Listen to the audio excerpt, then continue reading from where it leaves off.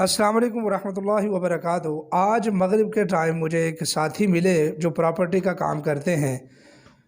تقریباً 1 ڈیڑھ مہینہ پہلے انہوں نے مجھ سے بات کی تھی، میں نے ان کو دم بھی کیا تھا اور ایک عمل بھی میں نے ان کو بتایا تھا۔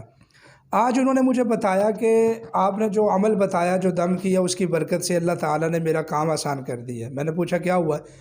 کہنے لگے کہ میں نے 2 ٹون کاٹے ہوئے تھے اور پچھلے کئی سالوں سے ایک پلاٹ بھی نہیں بکتا تھا، میں قرضوں کے نیچے آ چکا تھا، مجھے یوں لگتا تھا کہ جیسے میں ان پریشانیوں سے کبھی بھی آزاد نہیں ہوں گا۔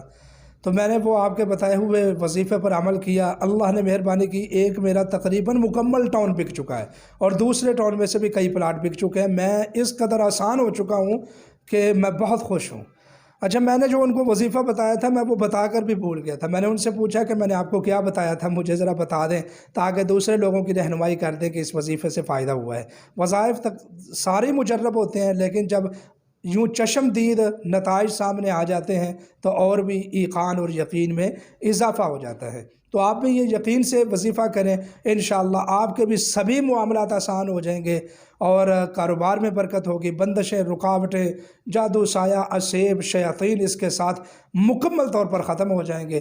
وہ وظیفہ کیا ہے؟ وہ آیت الکرسی کا وظیفہ میں نے ان کو بتایا تھا کہ 21 مرتبہ صبح، 21 مرتبہ شام کو، فجر کے بعد اور عشاء کے بعد آپ آیت الکرسی کو پڑھ لیا کریں، انشاءاللہ آپ کا ہر کام آسان ہو جائے گا، ہر مشکل آسان ہو جائے گی۔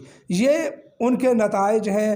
میں آپ کو ایک یہ سچی بات بتا رہا ہوں، ابھی ہم مغرب کی نماز بیٹھ کر پڑھ کر آئے ہیں تو میں بیٹھا ہوں، تو میں نے سوچا میں آپ سے یہ بات کو شیئر کروں۔